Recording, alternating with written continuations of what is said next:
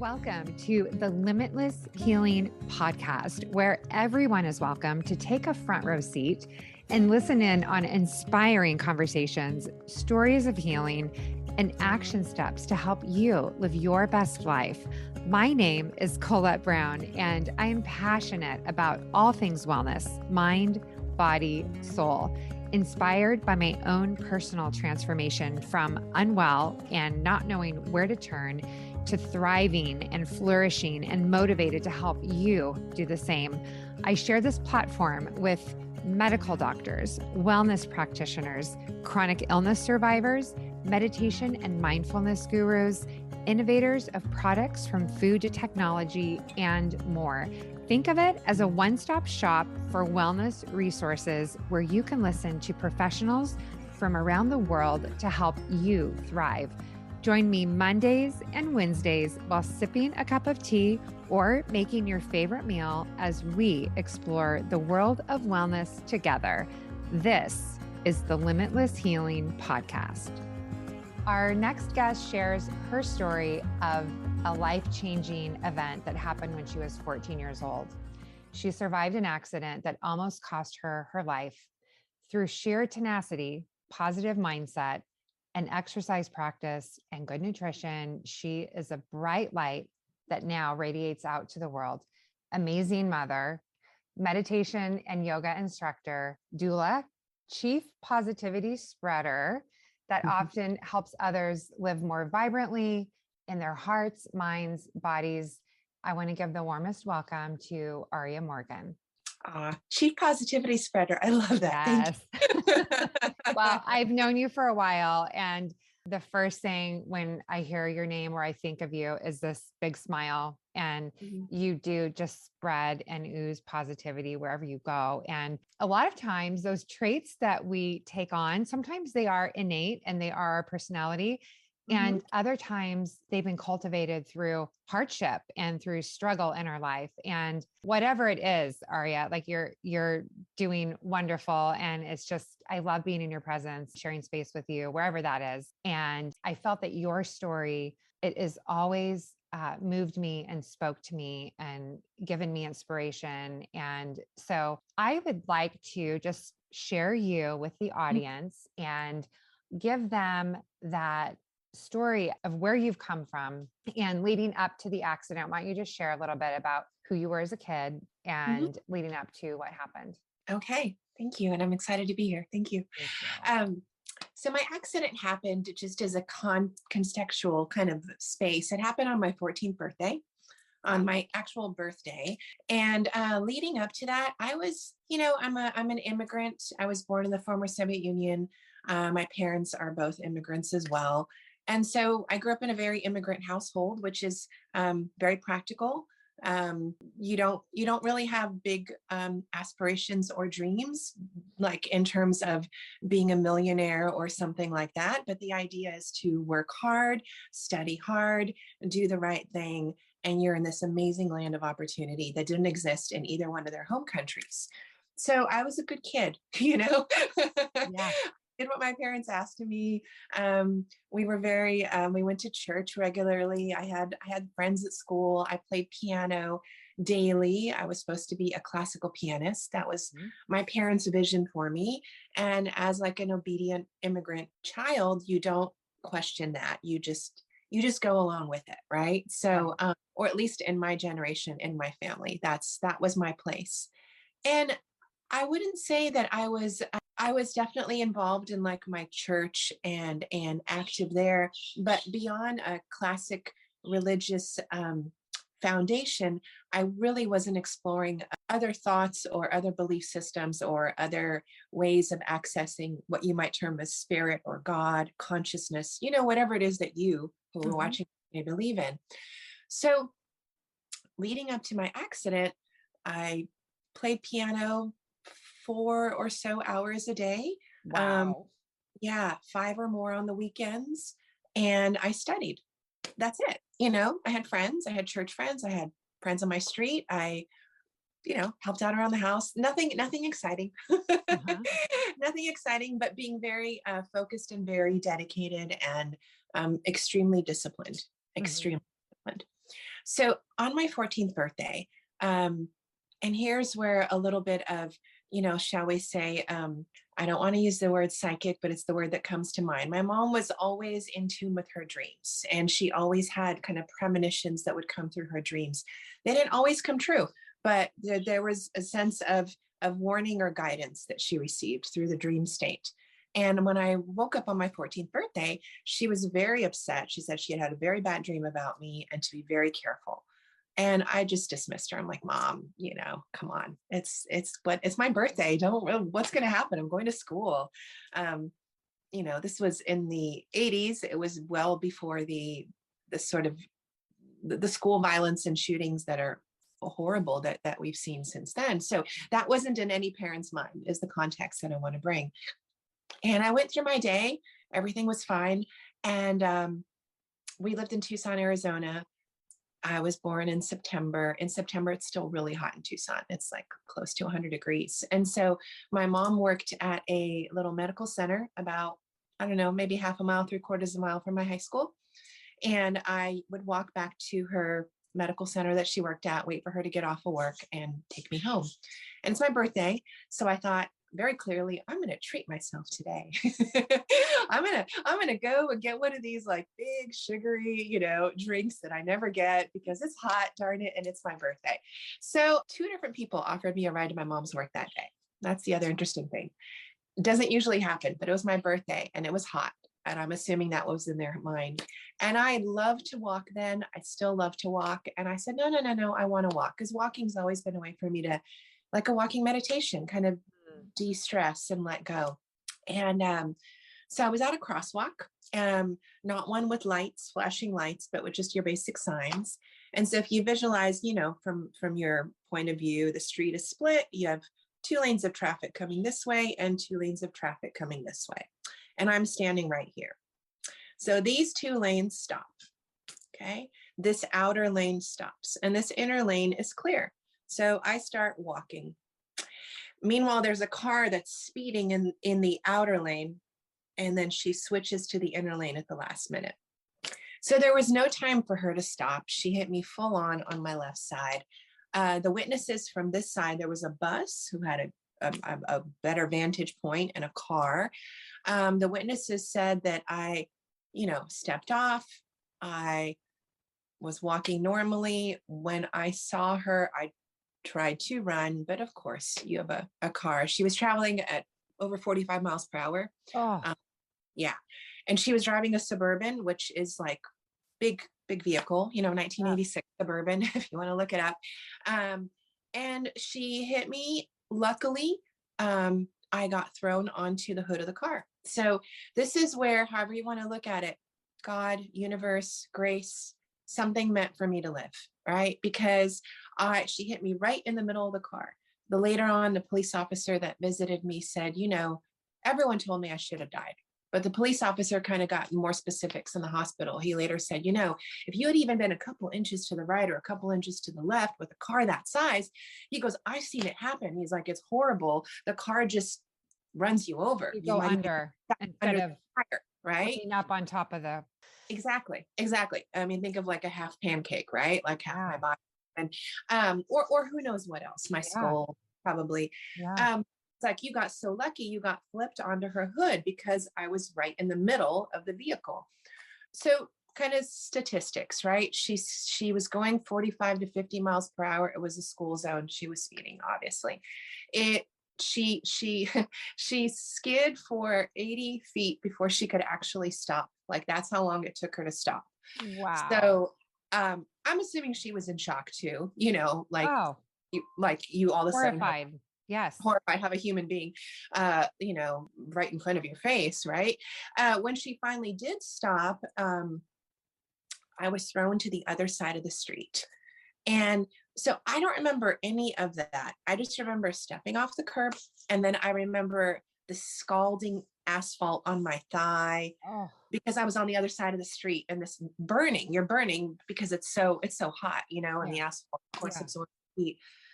And from there, I remember bits and pieces. I remember kind of the muffled sound of like a CB radio.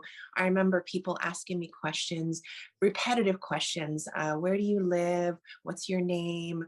And I gave them all our information. I gave them my mom's work phone number, but I was coming in and out of consciousness. And then I remember waking up in the hospital. They were doing a test to determine the level of injury. And I remember them also asking me questions. I remember telling, it was a male nurse. I remember this clearly, a male nurse. And I remember telling him, it's my birthday today.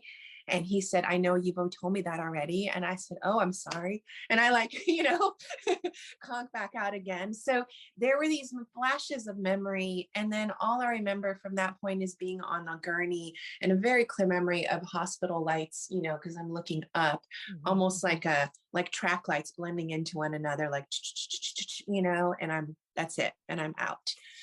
And then I was in ICU for a week and, really between life and death still. And then I came out. So my injuries were, I lost my kidney. It burst into pieces. I lost my spleen. I had massive internal bleeding. They couldn't figure out that I was bleeding as heavily at first because I'm half Egyptian. So I have dark skin. As a teenager, I used to lay out a lot. So I was really dark. And I don't think they really processed how much blood I was losing until my mom showed up and told them I looked very pale. And, they were like, what are you talking about? Yeah. And they started measuring my hemoglobin and it was down like 234. It was hovering in that range. So that's very, very low. If hemoglobin counts like under 2 and most people don't live. Wow. They started pumping me full of blood, but the hemoglobin never rose beyond that range. So obviously they were pumping me and it was just exiting my body almost immediately. And that's what brought me into the emergency surgery. A lot of things were going in my favor though, right? That's kind of the horrible external glance of the story. But again, I was in the middle of the vehicle when I got hit. I had my skull fractured, but I ended up with no brain damage, right? I didn't lose any of my eyes, even though that's not the end of the world, but to like a teenager, I still had my face, right? Even though it was scratched up. I lost my kidney and my spleen, my pelvis broke, my femur, the largest bone in your body, split in half. And even then they said it was a clean split, like someone took an axe and chopped it in half as opposed to splintered, right? And in tiny little pieces. My kneecap broke. So my patella was broken. My ribs broke. Of course, I was really heavily scratched up. The surgeon who operated on me, Dr. Richard Carmona, later became the Surgeon General of the United States. I had a lot kind of, given to me that helped my body come through this experience. What happened, and I'm just going to kind of stop there as opposed to going into all the recovery. I had many surgeries afterwards, 5 or 6 more on my leg. And I ended up in a body cast for 6 months, full body cast. So from actually not quite neck, but armpits, so I could kind of move my head like so and move my arms. And that's it. My whole body was cast, my legs out to the sides like a V. And that was after being in a wheelchair. That was after being in and out of traction for a month in the hospital on my back. So it would be a full year almost a full year before I would walk with crutches and over a full year before I would walk without crutches. Wow. So what did that teach me? The hours of laying immobile, there has to be some kind of a mental game that you're playing with yourself. Yeah. Well, it taught me gratitude. It was amazing. I remember waking up in the hospital. I don't remember ICU, but I'm sure I was fairly heavily sedated, at that point. But I remember in my hospital room, I remember there was a sliver of a window and every once in a while there'd be again, it's Tucson. You don't get these big leafy trees, right? We have mesquite and Palo Verde, small little desert trees. But I remember this leaf of a tree would every once in a while the wind would blow. It'd kind of come in and out of, my visual reference in the window. And even that bit of movement to me was beautiful. Wow. You know, Wow. I get emotional when I think about it because it sounds like I'm overdoing it, but I'm not. It truly was, No. you Yeah. know, and I remember thinking like, you're alive, Yeah. you're alive. Like you could be dead. You can think you're going to move again one day. And you're 15 years old at this point, or 14, 14. 14, it was 14. my 14th birthday. So it was like I was 14 years old and 1 week old when I had this, realization. And I would have, the whole sort of spiritual shift. And I don't really need to go there at this point, but it started to happen there as well. I just became aware of so much more to life and consciousness and energy than what I had been exposed to and what I had been taught. And I'm going to use the word God, even though, again, you as a host and anyone who's watching, I'd encourage you to use the word consciousness or energy or spirit or universe, whatever appeals to you, right? That force that's greater than this body, right? In this space that we occupy, that became expansive to me. It was no longer limited in this visual lens that I had been presented. And within that expansion, I found the opportunity to grow out of the predictions that were handed to me. And this is kind of where we go into healing, right? Doctors told me, you don't have a kidney, you're going to be fine, you're young enough. Like, sure, you have to be careful and watch your diet and watch what you do, but don't worry, people donate kidneys, your body's going to be okay. Just kind of take it easy and take care of yourself. Don't drink a lot. You know what I'm saying? Don't take care of it. But you don't have a spleen, and that's huge. A spleen is involved in the immune system. At the time, they weren't even exactly sure everything the spleen did. They knew it was involved in essentially cleaning out the red blood cells. I almost think of it like a vacuum, like vacuuming up the dust, vacuums up the used and discarded and unnecessary red blood cells. You don't have that. So we're really not sure how long you're going to live. You're going to be susceptible to all kinds of illness. You'll probably get sick a lot. You will probably need to be on a low dose antibiotic for the rest of your life. And you're going to have to stay away from people who get sick because you're going to have very, very little defense against illness. And, they didn't tell me this at the time, but my mom, and through time, I later learned that they really didn't project for me to even live into my mid 50s. They thought like by my 40s, I'd probably be pretty sickly. And, I get Did lucky. your mom, so she didn't tell this to you until you were how old?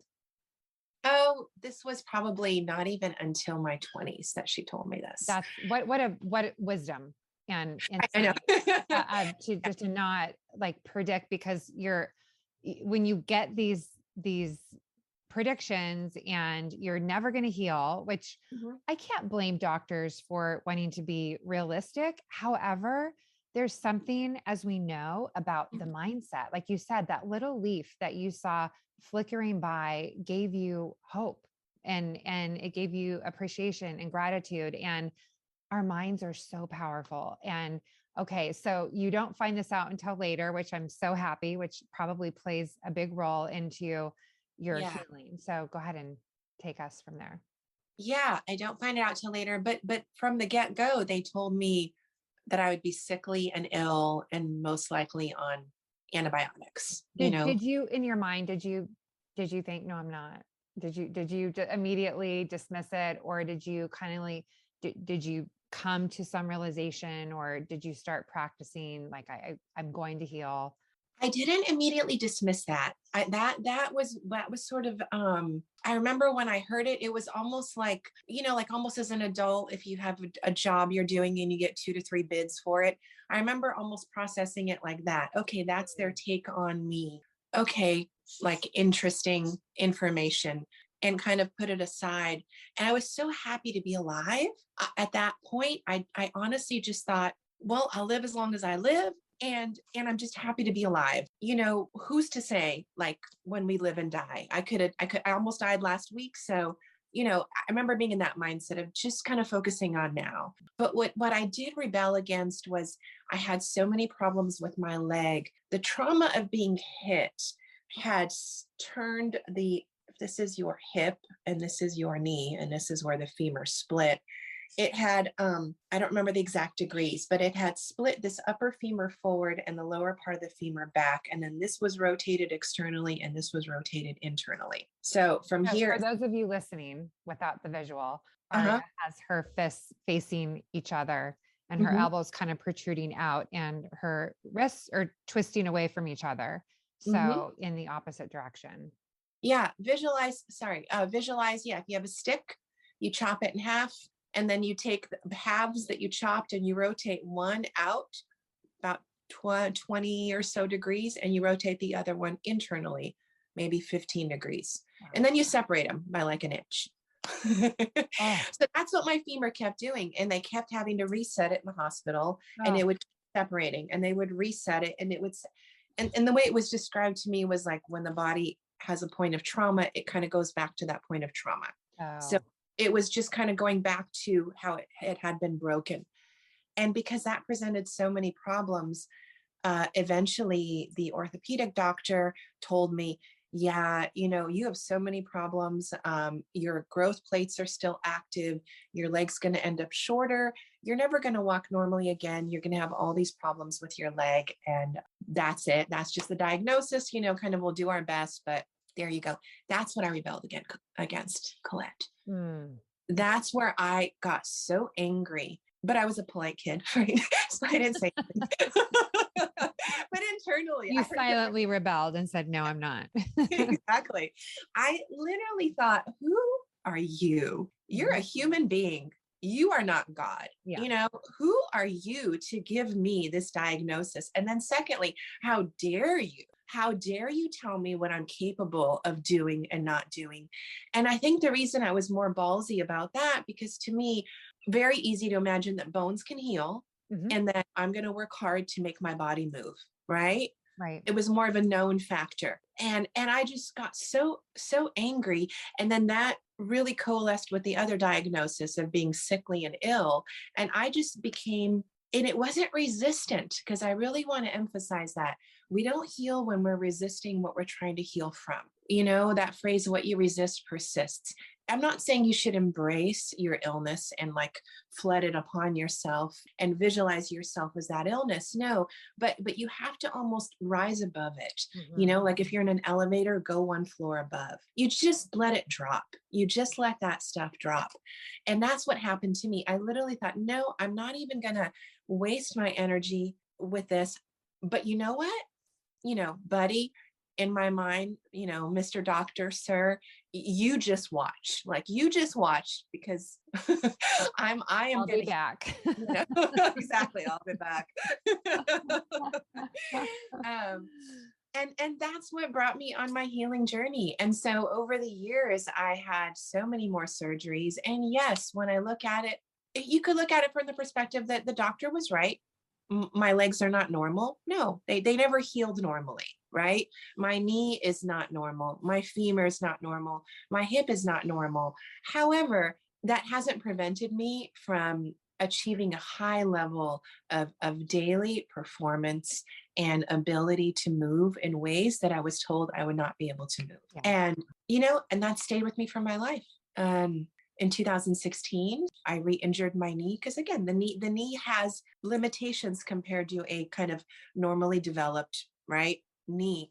And I was told I needed a new knee at that point. And I had been given this diagnosis earlier, like you're going to probably need artificial joints, before you turn 40, maybe in your 30s. And so 2016, I was in my mid 40s and kind of early mid 40s, and I was told I needed a new knee. And same thing. I thought to the doctor, no, I'm not. No, I said, maybe one day, maybe you're right. But right now, no, I'm not ready for a new knee. 5 highly regarded orthopedic specialists through the UCLA network. These weren't just like quacky, you know what I mean? Nobody.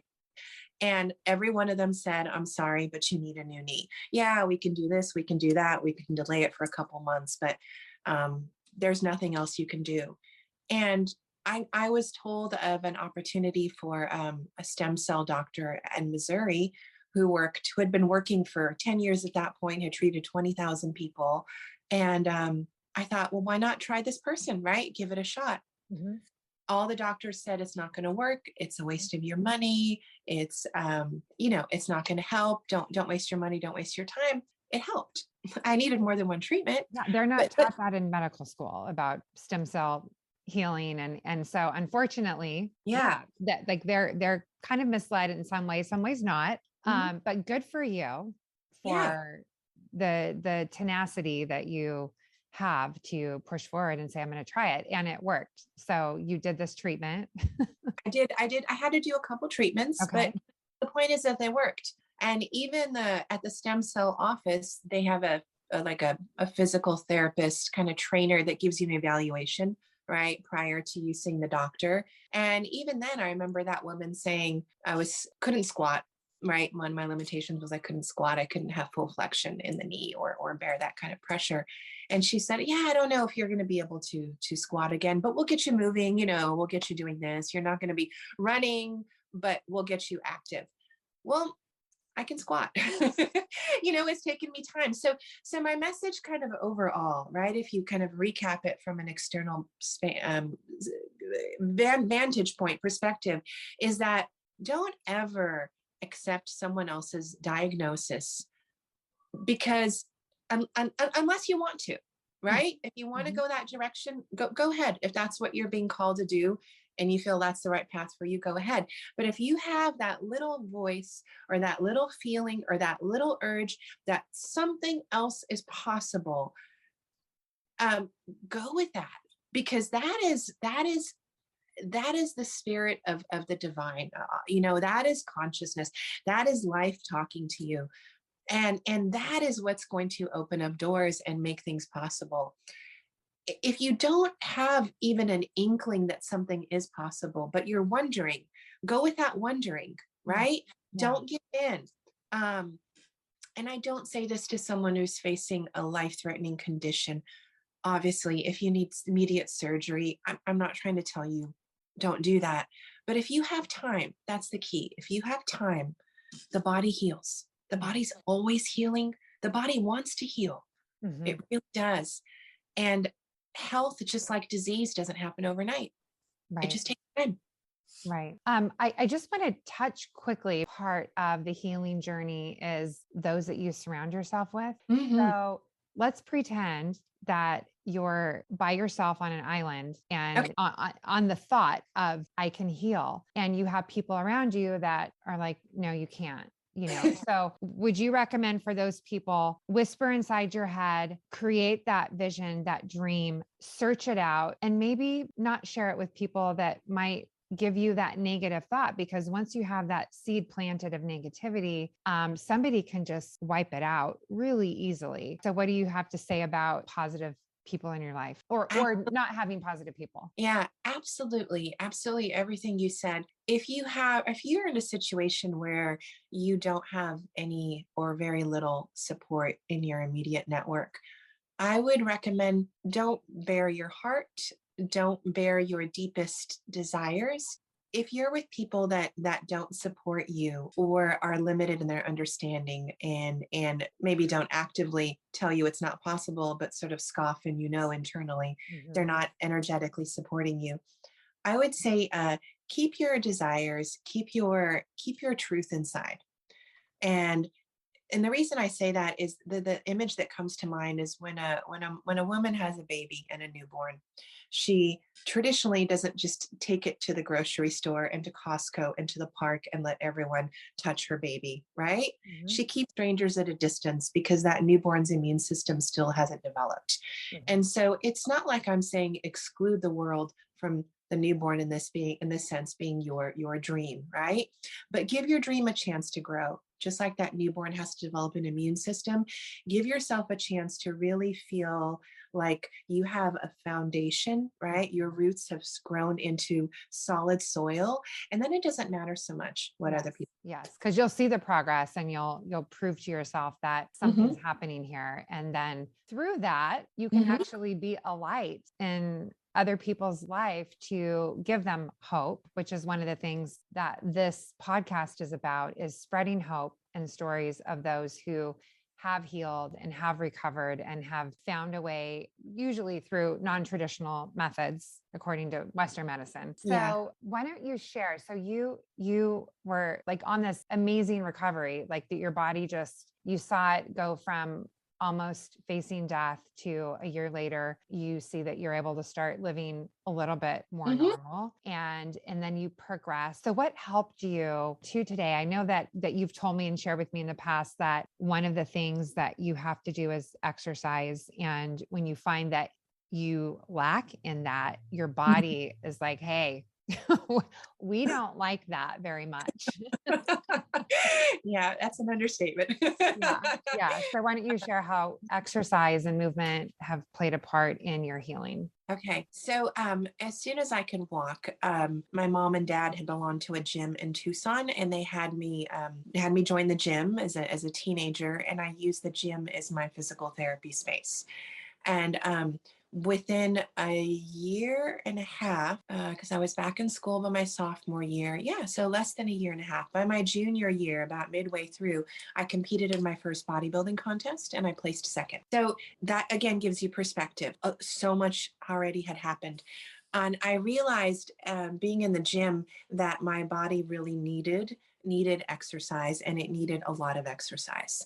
And so that's been a gift for me. It's been a gift to have that knowledge. And when I have gone through periods in life where I've been more stagnant, either due to my job or maybe I'm traveling, whatever the situation may be, I definitely feel it. And so I just have to make space to move. I really do. For those of you that work kind of a very traditional, let's say long hours job, you got to make a decision. You just do.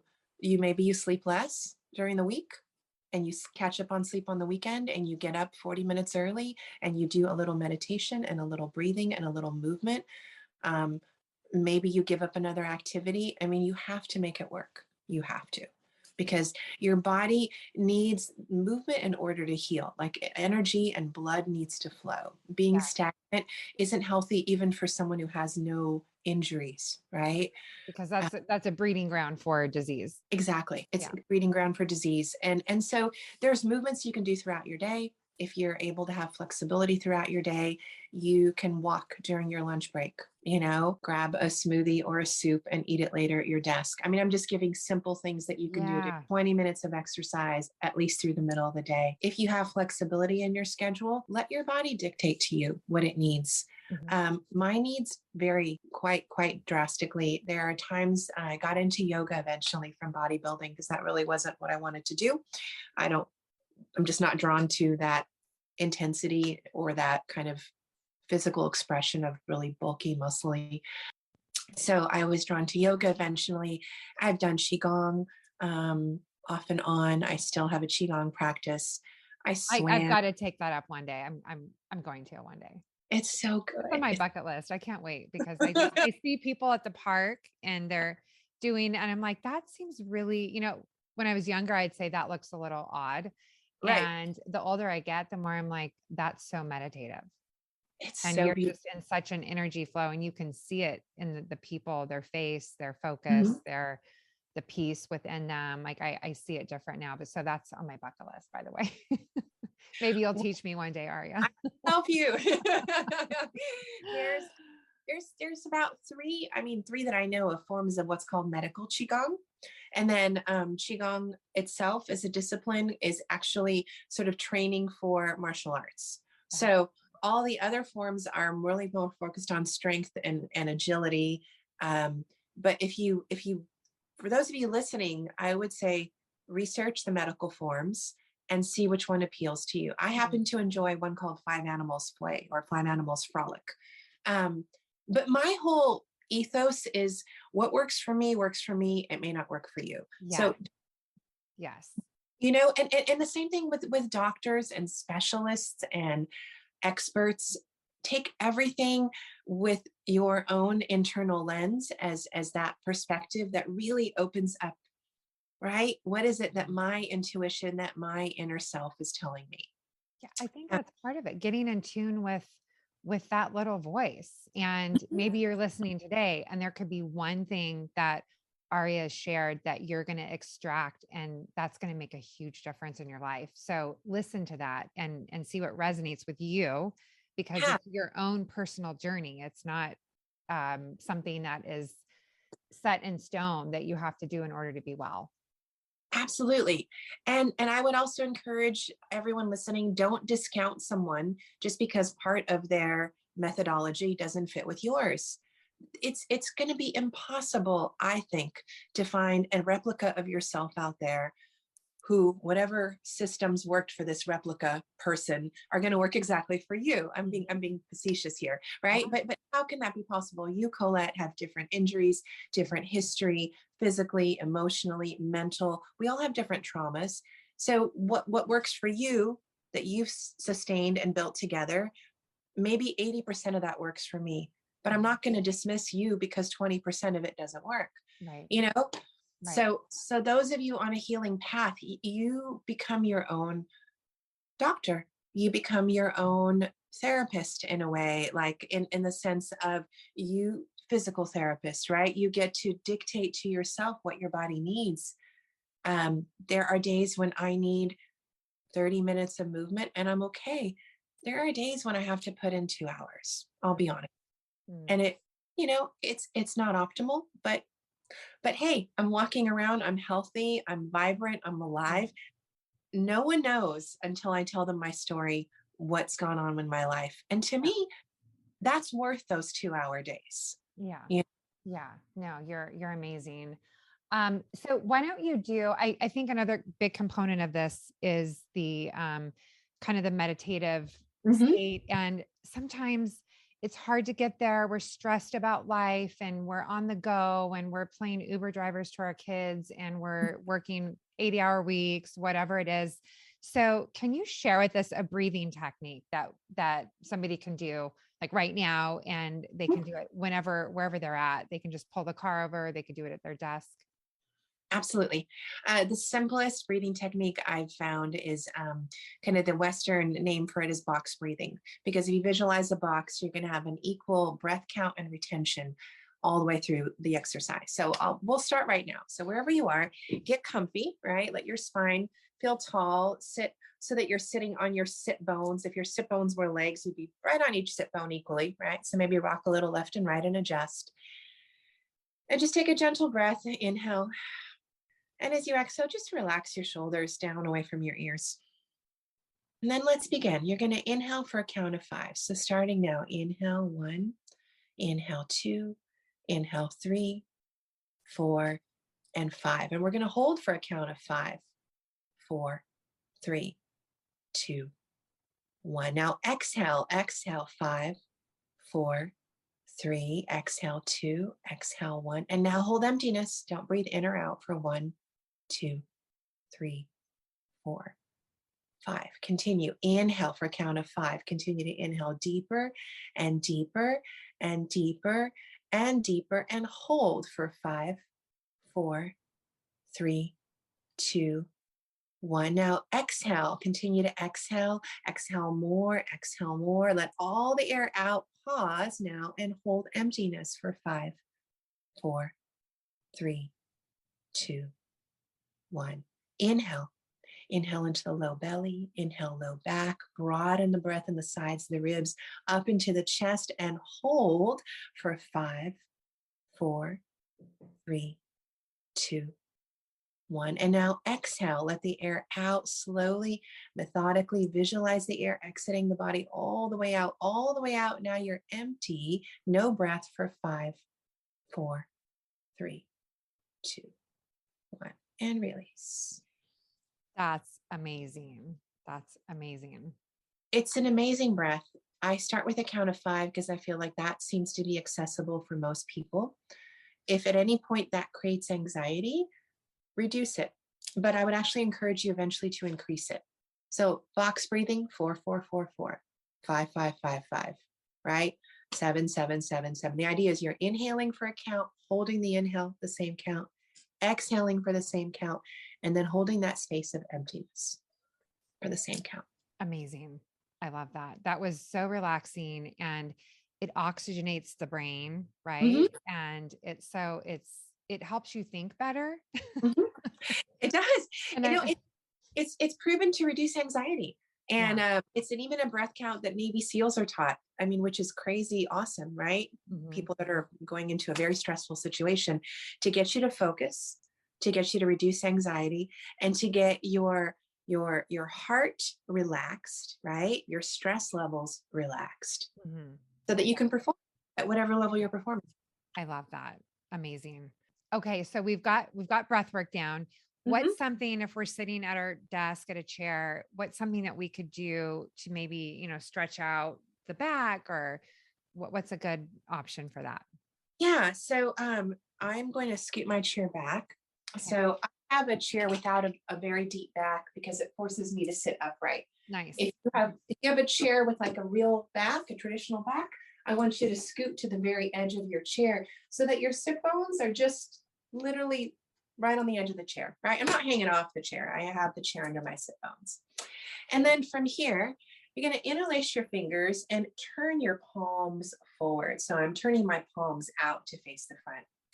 And I'm going to turn sideways for a moment. You're just going to drop the chin down, a little bit of cat spine. So I'm rounding my tailbone under, pushing my palms, pulling the belly to the spine. Okay. And then your next inhale, you're going to lift the spine up, lift the arms up, maybe lift the sternum up, maybe take your gaze up. Inhale. So our hands are over our head, interlaced. That's your inhale, arms reaching overhead, interlaced, cat and cow from a seated position. And exhale, you're going to round and push the palms forward, curl the tailbone under. Inhale, you're going to bring the spine to upright. So I'm on my sit bones, arms reach up. Maybe my gaze goes up if that's okay on the head and neck. Otherwise, gaze forward, arms straighter. And then exhale and curl and round in. Good. And then one more set. Inhale, lift the spine, lift the arms, gaze forward or up, engage belly. And then exhale and round. And then from the rounding, release and just come back into a neutral spine. So you're sitting upright. Oh, that feels really good. Yeah, I know. No, it feels really awesome. And it just gives you that stretch. It feels great. Mhm. Yeah. The second thing we're going to do is I'm twisting my hair up so you can kind of see a little bit better. Ears and shoulders. So you're going to move your neck in all ranges of motion. And this one, you don't have to worry about the breath. I don't want you to go super fast, like whipping the neck back and forth.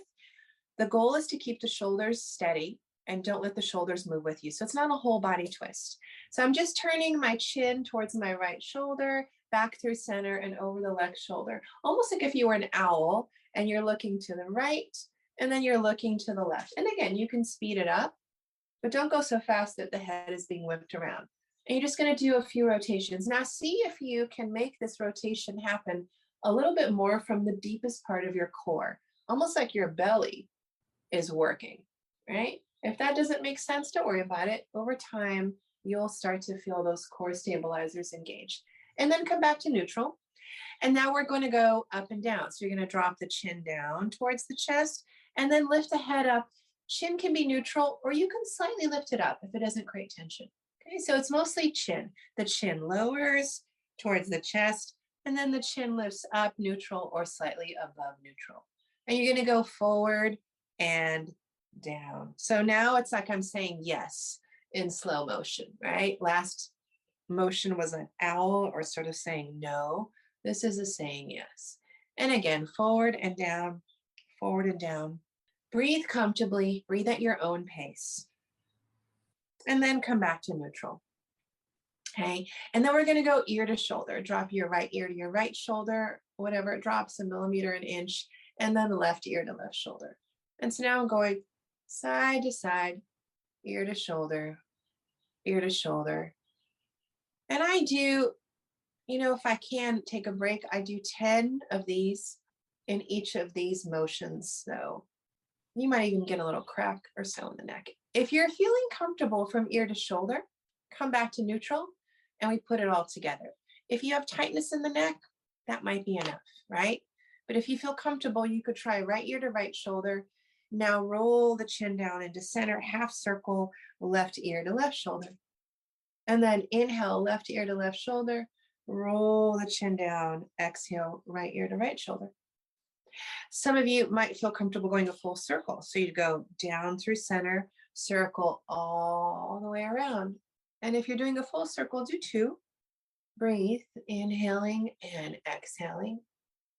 And then come back to neutral and switch directions. So start left ear to left shoulder, circle chin down. And then if you want to go full circle, you're going to go all the way around into full rotations. I feel little crackles. Yeah, me too. And then come back to neutral when you're done. And you should feel a release in the neck, right? Yeah, that felt really good. Amazing. Good. Thank you. The last thing you can do at your desk is you're going to sit and cross your right ankle over your left knee as best as possible. And for this one, you actually want to scoot your sit bones back a little so you have a little bit more support under the upper thigh. And then you're going to either bring your hands, if you have seat rests, on the seat rests, or maybe on your hips, not on your knee. You don't ever want to push the knee down. And you're going to fold forward to your own degree. And it's a really nice low back, like a seated pigeon pose and hip stretch. So you're going to fold all the way forward and just take 2 to 3 deep breaths into the low back. Imagine you're breathing into your kidneys. Like if your kidneys are your balloons, you're puffing those balloons. And then you're going to push down through your standing leg, the foot that's on the ground. Use your belly and core come all the way up. I felt that in my hip. That was a fantastic hip stretch. It's a really good hip stretch. You can do it in an airplane too. Maybe not all the way down, but partially. It's a nice. As far as you can. As far as you can. And then switch sides. So now you're going to do left ankle, flex through the left heel, cross the left ankle over the right knee. Your shin is, parallel, right? And once again, forward fold. Like a number 4. Number 4, exactly. Figure 4 stretch, exactly. And deep breath. And just breathe into your low back, breathe into your kidneys. Those are your generators in Chinese medicine. That's your generator. When you need extra power, the kidneys, is the organ that's taxed. And then inhale and come on back up. So those are 3 pretty easily accessible, right? Stretches. Love it. There. I feel all rejuvenated. Yeah. Awesome. I'm oxygenated and stretched and mentally great. Fantastic. So Aria, can you just share like maybe 3 things with people that they could implement today in their life that in addition to these fantastic tools that you gave us with the breathing and stretching, that you would recommend people can practice right now and they can start making a difference? Absolutely. First and most important thing is your mindset. So establish a gratitude practice, a loving kindness practice, a meditation practice, whatever appeals to you, prayer, whatever gets you into that state of gratitude. If you don't know how to do that, get a journal. It could be just a notebook. Every morning, 5 minutes, set your alarm 5 minutes early. And the first thing you do is you just write down what you're grateful for. Okay. So that's hugely important. Mindset. I want to say when you're writing it down, it does a couple of things, right? You kind of solidify your thoughts. And then when you're having those off days, you can reflect back and remember what you're grateful for. Absolutely. And it doesn't have to be these huge, grandiose things. I'm grateful for my favorite cotton sheets. I mean, it sounds silly, but if you can't think of something big, you go small because that's how the mind works. The mind gets into habits. And once you start being grateful for the little things, then you're open up to the bigger things. Like your little leaf. Exactly. Yeah. I'm grateful for that little leaf that kept coming in out of frame. Wasn't anything huge at that point. Second thing that's hugely important is I'm going to lump meditation a little bit more with a gratitude practice. So the second thing would be a breath practice and a movement practice of some sort. The box breathing is great. You can do it in your car. You can do it in an office setting. You don't need any tools. There's so many other breathing techniques out there, but start with that one. Do it, 3 rounds will shift how you feel. If you do it for 3 or 4 minutes, you could probably get in, maybe 4 to 5 rounds a minute, right? So that's more like 20 rounds. Imagine how powerful you'll feel. And then also movement. Again, it doesn't have to be anything fancy. I love Qigong and yoga. That's what speaks to me, but walking is so healing. And if you can walk, even if you're walking slowly, even if you're walking with a cane or a crutch, you can walk, right? If that's not possible for you, but you're physically limited, move your body, twist your upper body around, move, right? Move. Don't be static. And the third, and probably one of the most important things, is get outside. I recommend, if you can, an hour a day outdoors. Obviously, most of us don't have an hour to do in one big chunk. But if you split that up between a morning walk and an evening walk, or a lunch walk and an evening walk, a couple minutes of reading outdoors or gardening, or just feeling the, sunrise or sunset, feeling that healing light on your face, getting sunshine on your body. It's so good for the immune system, so good for the mind, so good for our nervous system. Really getting away from devices and getting into natural light. I love that. Yes, please get away from the devices. I mean, they're wonderful and we need them, and I'm so thankful. Yeah. But yeah, step away from the machine and get into nature. And Aria, I have one last, just a little spontaneous question, but if this was the last message that you ever gave that was broadcast to the world, what would that be? Oh gosh, that's easy. Life is amazing. Life is beautiful. Life is a gift. And when you realize that every single moment, every single day, even honestly, the crappy, horrible, disgusting days are a gift. Why? Because you're alive. Yeah. You are alive. And I bet most of you listening are alive with a lot in your life that you could be grateful for. Mm-hmm. Beginning with your body. If you can move, if you can see, and if you can hear, man, you are alive and you are doing good. I love it. I love it. Oh, I could talk to you forever. This has been amazing, Aria. And I just want to say a personal thank you for showing up and for doing what you do and for sharing your light, not just here, but every single day, because I know who you are and that's what you do just subconsciously, walking through life. And I also want to encourage the listeners, if you want to find Aria and learn more about what she's doing, her programs, you can find her at yogawitharia, ARIA.com. And I will put that in the show notes. And you can find different ways to work with her. Aria is in the San Diego area, but does things remote. So look her up, show her some love. If this resonated with you, please share it with somebody else who needs this story and they need to hear the hope. Aria, again, I just want to say a big, huge thank you for your time and being so gracious with us today and just being inspiring. Oh, thank you, Colette, for inviting me and letting me share my story with other people. Thank you, Aria. And to everyone else, until next time, be well. You just finished another episode of Limitless Healing, where we dive into all things wellness.